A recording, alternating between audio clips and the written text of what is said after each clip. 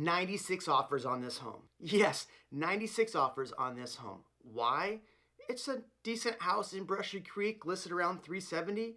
Nothing super special about it, but 96 offers on this property. Jeremy at the Night Group, your favorite Austin realtor. Now look, I've done several videos on what's gonna happen in our markets in 2020, crashes, taxes, all that good stuff. There's a lot of things gonna be happening in 2021, and a lot of people are speculating crashes. Some people aren't speculating crashes. It's all over the map. So we're gonna look at the 2021 outlook for the Austin area and what to expect. And if there's any indication what's gonna happen in 2021 off of this first home getting 96 offers January 1st, well, that's a good indication. Now look, a lot of people are speculating that forbearance issues are going to crash the market. Well, I think there are some massive problems with forbearance that will in fact impact our markets. It's not going to be this huge foreclosure boom like everybody's anticipating, especially in the Austin markets, in the Texas markets.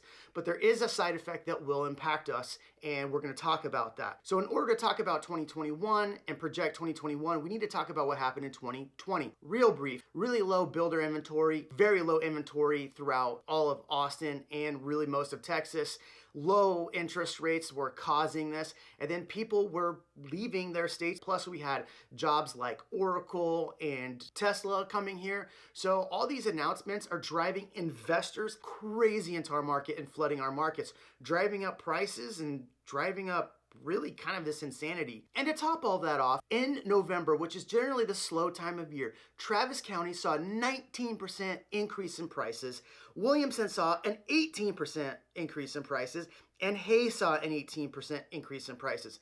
These are massive price increases across the board. So if you're anticipating 2021 to be the time that everything crashes and you can get a good deal in 2021, I think you might be pretty far off. Yet I do think there will be some issues with forbearance and property taxes, which no one's talking about. And so I do think that we might see some more inventory for that, but I don't think it's enough to not see another 18, 19, 20% price increase. I hate to scare people, but I mean, the reality is there's really no relief in sight. With interest rates staying this low and the amount of people moving here, prices are just gonna keep moving upwards. Wow. What are my concerns with affordability in 2021 and why might that impact the markets? The reality is under 350 is a feeding frenzy for investors. They're like lions pouncing in the Serengeti. Growl. And on top of that, anyone that can afford under that 350 price point is coming in like a Black Friday sale. There's no homes available. There's nothing available on the market. That's why we're seeing homes like this getting 96 offers, which is bizarro land. I feel like I'm taking crazy pills. And on top of that, buyers are now having to be forced out of Austin. I've gotten so many people ask me more questions about Liberty Hill, Georgetown, Hutto, Kyle, Buda, San Marcos. Everyone's being forced out. So I think affordability is gonna be a major issue in the Austin area. And here's the second part of affordability is the property taxes. Now look, I'm tired of talking about property taxes on this channel, but I think people really need to understand what's gonna happen in 2021. Look, Prop A, Prop B passed, which is the train. To be brief on this subject, I think Prop A and Prop B are going to increase taxes much more than people were actually sold when they voted for this bond. They lied. And on top of that, property taxes weren't raised in 2020, so there are gonna be massive increases in 2021. So that is one aspect I think people aren't prepared for. The second reason that taxes are going to be a big issue is a lot of these people that are moving outside of Austin and buying neighborhoods that are 3%, well, those tax districts are like Scrooge McDuck ready to pounce in a pile of coins. Money! They are going to try to raise property values and taxes extremely high in 2021. So we are going to see a big pinch when it comes June timeframe. Really, that homeowners are going to be potentially in trouble. So that might be something that actually drops prices a little bit so they're not driving so high. But here's the second part of the taxes, and that's actually forbearance. And this is what no one is talking about. I actually had to do a lot of research on this to kind of find out what's going on. So a lot of people escrow their taxes. And I actually called a friend who went on forbearance and I asked him, when you called and went on forbearance, did they give you the option to continue to pay your property taxes? And he said no. They just said you don't have to pay anything for 3 months. They actually extended it out. And now with the new provisions under the CARE Act, they're actually pushing that out another 12 months. So that's why a lot of people thought there was going to be this huge foreclosure boom in 2021, is because they thought that forbearance was going to end and that people would start running to foreclosure. But that's not going to happen because forbearance is being extended out another year. But the problem is that taxes are not being collected by these mortgage holders, which means in January when homeowners' taxes need to be paid, well, those taxes aren't going to be paid.